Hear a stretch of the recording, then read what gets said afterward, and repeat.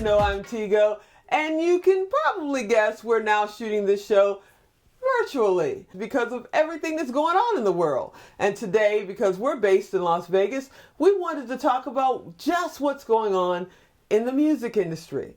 With Las Vegas Strip being dark, and we have so many friends and family members that are in the business of entertainment, we wanted to talk with an entertainment expert. So I called up a friend of mine, Greg Coakley.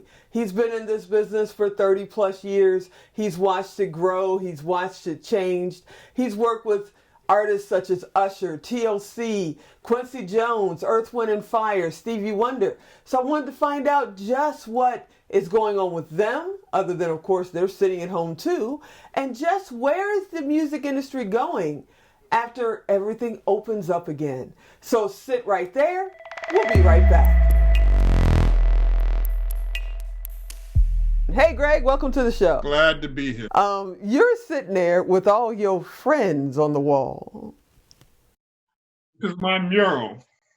This is your mural. For a man that's been in the music industry, let's just jump right into this real quick. Oh, God. How is this affecting you with all these gigs are shut down, all your friends, other than hanging out on the wall, they're hanging out in their living rooms too. Is your phone blowing up? No, because they're terrified, literally. And they're not afraid of the disease. They're afraid. Like a number of my clients have had tours canceled. Right. And the unfortunate thing is, whether people want to believe it or not, in this day and age, income is coming in from touring. So with tours closing up, you have a lot of artists that are hurting and are going to be hurt. How far in advance are they canceling? I mean, they're not canceling for just 30 days. They're canceling how far in? What do you mean how far? And you talk about for the tours? No, they've literally shut tours down. To how far though? To indefinitely, and I honestly believe that a lot of these tours that are being canceled at this particular time aren't going to get picked up later. Because what they're going to do is, I believe anyways, what they're going to do is, let's say this thing is over by June, hopefully before then, but let's say it's over by June. You have a whole host of summer tours going out. So you can't squeeze a spring tour into that lineup. Right. And it takes, these things are planned a year in advance, sometimes 2 or 3 years in advance. And Yeah, so these tours that are, like Carlos Santana is a good example. He was supposed to be in Europe. Canceled all of Europe. He's supposed to be coming to Vegas, canceled. Now that may pick back up because that's not really a tour, that's a residence. But as far as the tours that I know of, they have all been canceled. And there's some promoters, Live Nation mainly, on announcing some of the tours that are going out later on. Let's back up a little bit because I've known you for 20 plus years and you've been in this game for quite a couple of years before that. And people may not know, exactly where you come in at, but you've been in road management. I'm gonna let you just give a little bit of your resume so people know where you're at in this music game. I'll give you the quick version. I started out in this music industry as a production manager for Maurice White, Earth, Wind and Fire, him and his brother. I kind of ran their studio for them and kept everything together for them. I went from there to actually touring with Earth, Wind and Fire because at the time Earth, Wind and Fire were on hiatus, so they were both doing more production than anything else. And then they decided to put the group back together. When they put the group back together, I actually went out with them as a road manager, and I would shift jobs between road manager, tour manager. From there, I went out with other groups as tour manager, parlayed that, or got maneuvered from that into doing management. And then for management, I just moved along the lines, whatever was available. So my most recent gig is music industry analyst. I've been in the industry for over 35 years.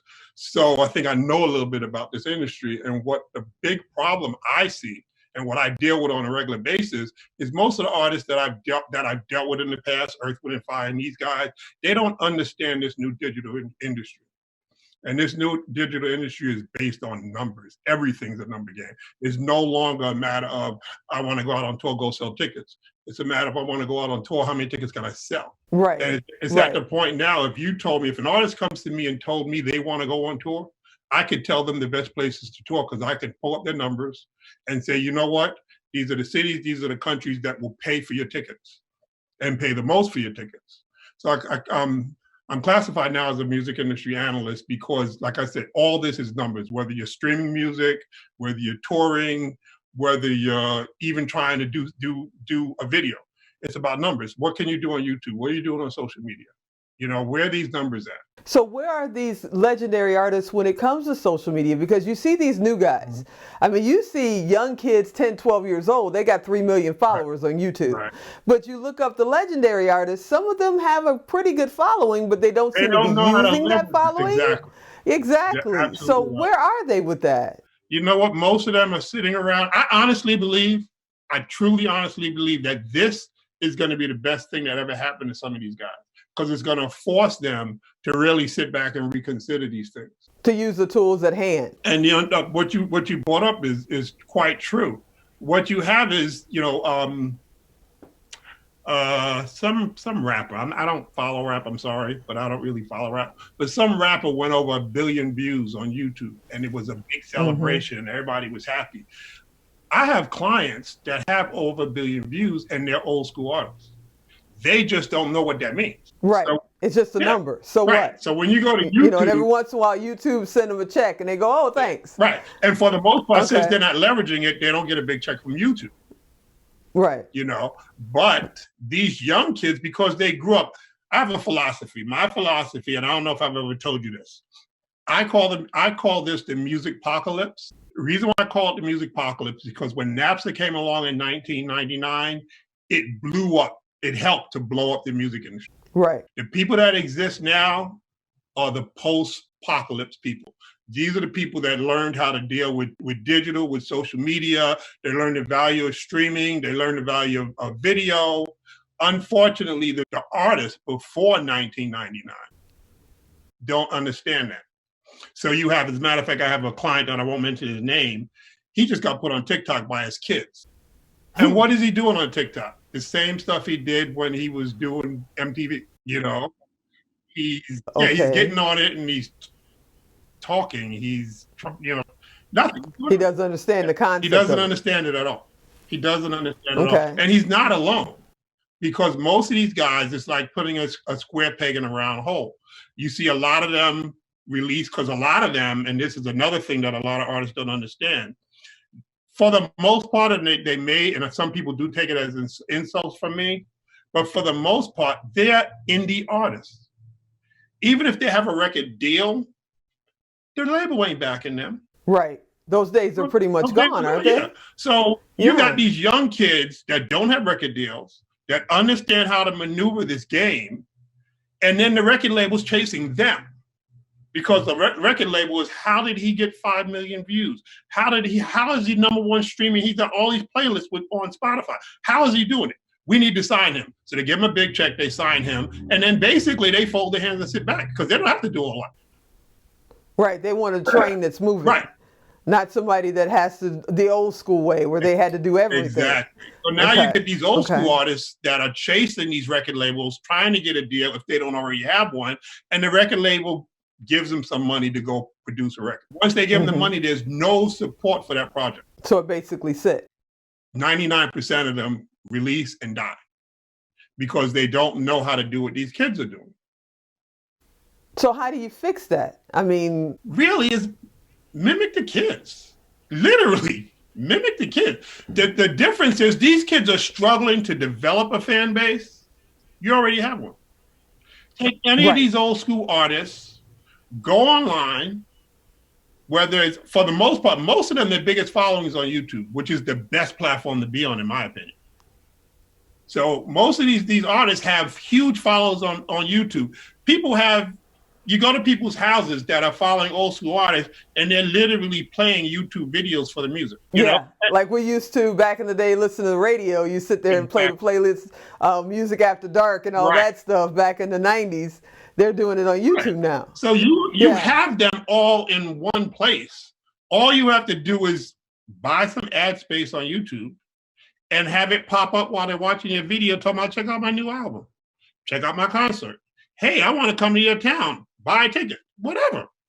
I mean, I make light of it because it seems so simple, but literally it's that simple. Okay, so where does the traditional ways of management fall in that? Because so many artists say, well, I don't have a booking agent, I don't have a manager, do you need those traditional Not methods really. still? Not really. Okay. The reason why, the problem, again, like I said, I've been in this industry for 35 years.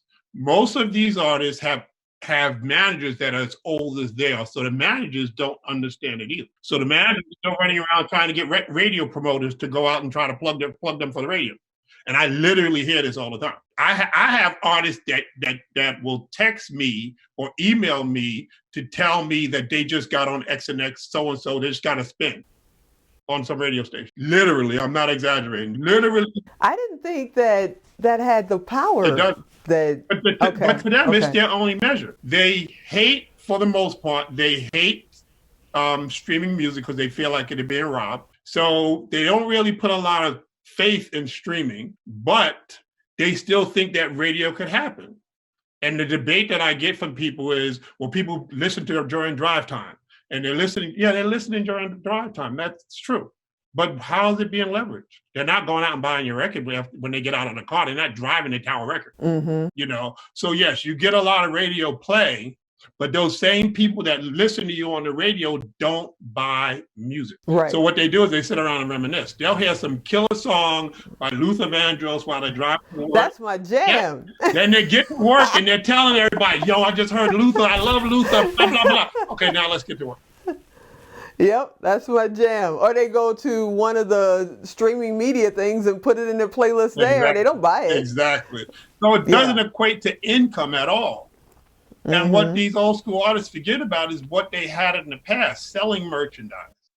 They had fan clubs. They had all these things which supported their careers. And now those things have gone away, though they shouldn't. And during this time, this Corona time, what we have to remember is if you're an old school artist and you're sitting at home, and so is your fan base, because they ain't going to work either. Right. So for you to jump on Facebook Live, Instagram Live, YouTube Live, and talk to them, answer their questions, you don't have to be on for hours. You can do 10, 20 minutes. And most of them love to talk to their fans. So once they actually do it and they get this interaction with the fans will probably be like, I got to go now. I have a life. But they'll love talking to them. This is digital backstage, right? And then once you get that flowing, the next thing is get them to buy something. I got this new T-shirt. I got deodorant. I got whatever. They will buy it. They just want a piece of you, so they'll buy it. And there's the stream of income. So what about somebody who would love to be in management? Is it a dead, dying breed, or is there still opportunity out there for somebody that wants to do that? No, there's actually good opportunity out there for management, because what happens is if you have the knowledge of today's music industry, and you can get now, I'm not talking about managing some young kid. If that's what you want to do, fine. But really, the record label, the promoters, they pretty much got that sewed up. If you don't have a background really to be able to manipulate their money and cut deals with sponsors and promoters and stuff like that, being a manager, they don't really need you. Though most of these young kids do hire managers. Not gonna lie, most of them have a manager, and when you talk to them, the first thing they say is, "I got a manager. My homeboy Billy went to high school together." It's somebody in their crew. You know? Exactly.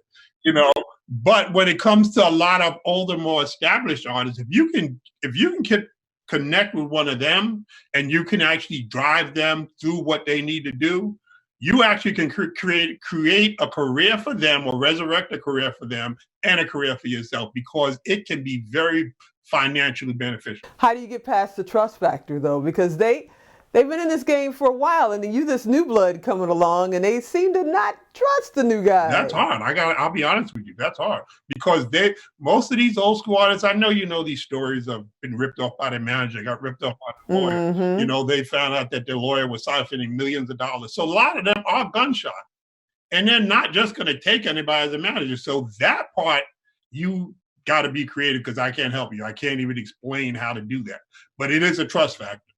And it is a matter of getting them to understand that they can trust you and you can deliver. Now, you've been in the R&B game for a while. I mean, we kind of skipped over it a little bit. You talked about Earth, Wind, and Fire, but there's some major performers, artists back there that you've worked with. Yeah, most of them. Literally, most of them. I mean, literally most of them. Stevie Wonder, TLC. I mean, you name them, they're out there. Usher. yes. And Usher, exactly. how did you survive this? I mean, this is a hard game. You look at it from the outside and it's like, ooh, man, you get to go to every show. You're traveling all over the world. But you're going to every show. You're traveling to every place in the world. I remember calling you sometimes 20 years ago and you say, what city am I in? What day is it? Yeah. You know, how did you survive that? Well, you know how I survived it, especially looking back at it now. I've always been more about the business than anything else. So you've experienced it, and most people that know me experienced it. When you come to a show, I don't even see the show. I'm backstage. When the artist is on stage performing is the only free time I have to plan and work on tomorrow's stuff. So the way I did it is I just moved with the artist, got them together, did whatever they needed done, and then I really didn't take part in all that other stuff. I had work to do.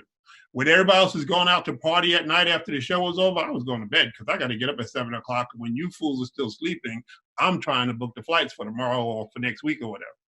You know, when you guys are still sleeping, I'm on the phone with the record label talking about what's going on with this project and what our numbers look like. Because back then, especially before digital, actually not even before digital, before 2010, nobody was following numbers digitally. Right. You know, so you still had these hard numbers that you were dealing with. What I had to deal with. So that's how I deal with it. It was never, I literally had artists, I'm not going to mention their names, but get pissed off at me because they say you never watch my show. And then I tell them I don't have time to watch your show. You know, and they would think that I was disrespecting them why they didn't like their music. And it was none of the above. Some of them, I love their music. It's just that I don't have time to watch a show. That's more important to you. I'm the guy that are moving the pieces around the board. But this isn't something you majored in at NYC. I mean, you had to learn this yourself. This is something. Bootstrap. Where did you learn this? This was bootstrap. Okay. You know, the short story, met Verdine White, introduced me to his brother, Verdine, all respect in the world to him. He saw something in me that I didn't even see. And he was like, I want you to do this here things. And I'm like, I don't do music. Started doing it for him and the pieces just came together. The pieces constantly came together. And I'm, as a matter of fact, Stevie Wonder calls me the problem solver. And the reason why he calls me that is because I solve problems. Not to brag, but that's what I do. I do it for my family. I do it for my kids. I do it for my friends. I solve problems. You give me a problem and I'm not going to stop until it's solved. So as they were moving along, trying to make certain things happen, I would fill in the gap. And I have to testify to that because I give you a hard time all the time. But when I got a problem, and I am a problem solver, I'm the creative one usually. And when I got something going, I call Greg. You know, I'm like, okay, this is where I'm at. What do I do? And you're like, wait a minute. Do this, do that. Why you bother me? Go away. You know? And the thing about it is I never apply, and people do this all the time, but I never apply it as the music industry. I apply it as it's a problem.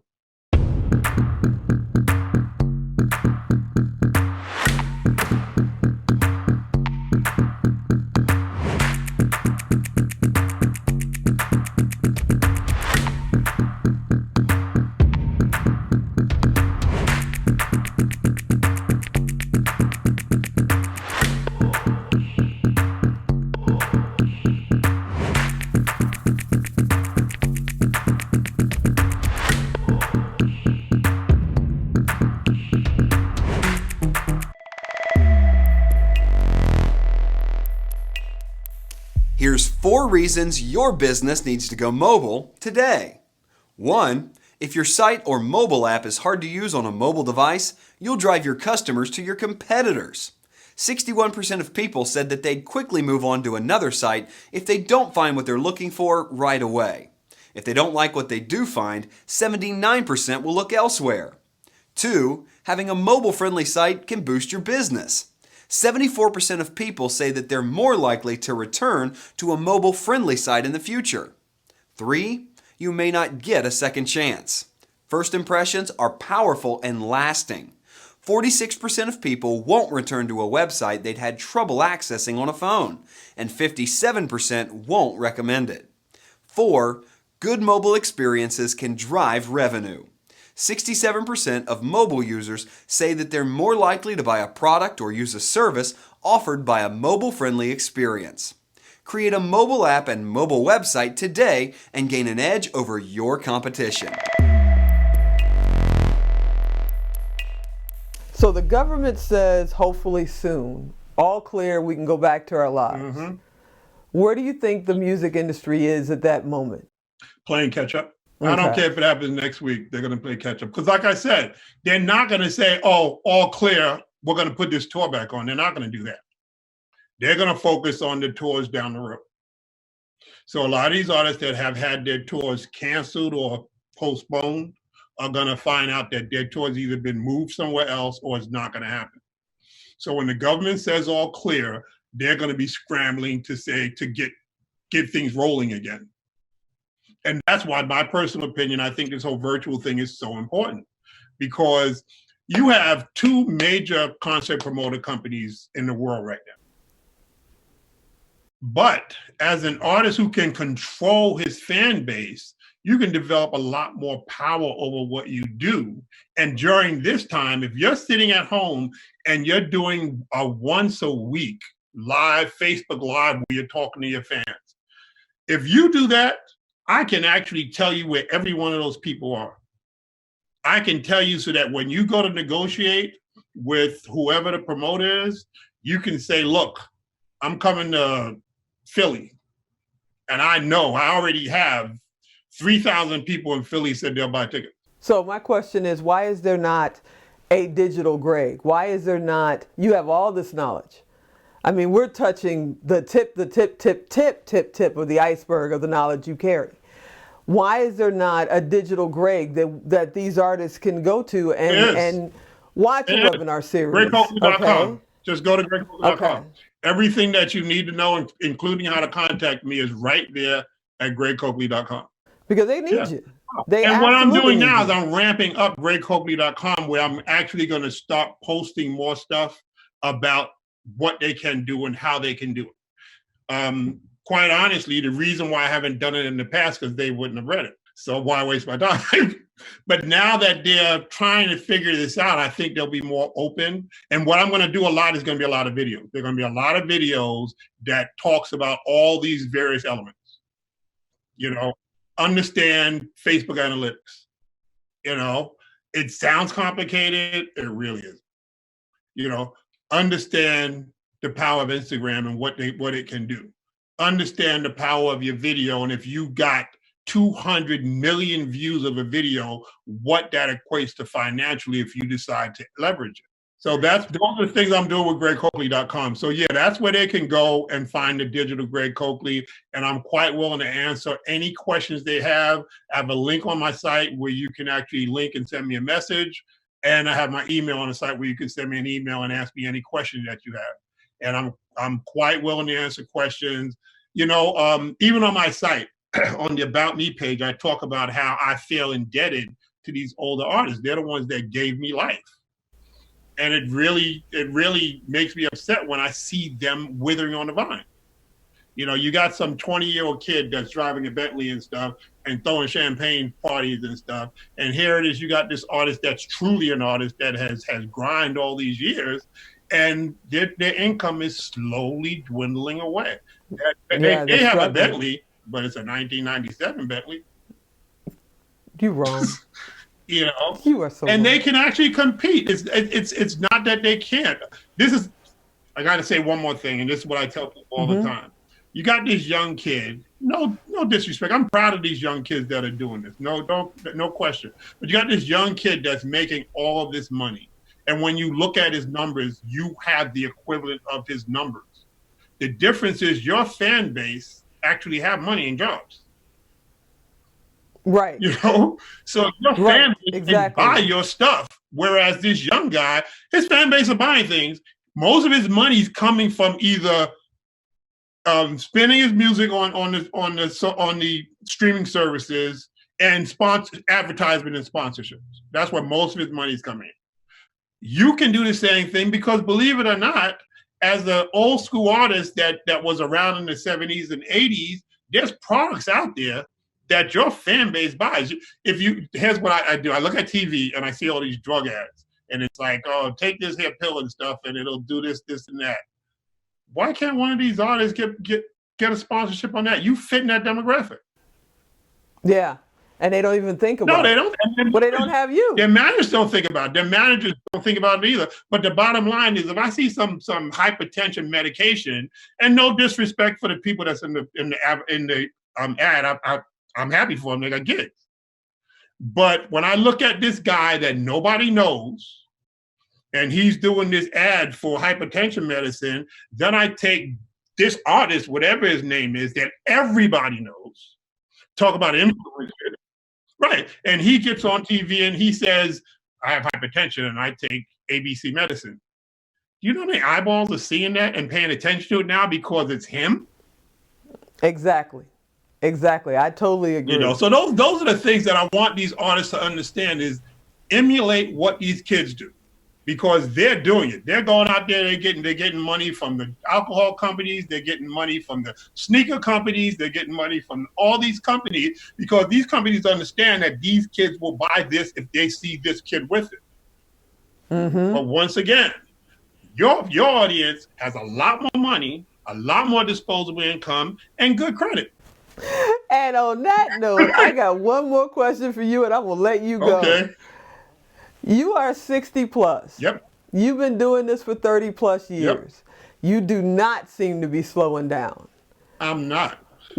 Where do you see yourself in 10 years? Where I see myself in 10 years is all this stuff that I'm talking to you about, as far as the digital world, me being the go-to guy for old school artists that are trying to move their career forward. I don't care if you're trying to go over mountains or you just want to. On my website, I said it, get what's yours, because they're not getting what's theirs.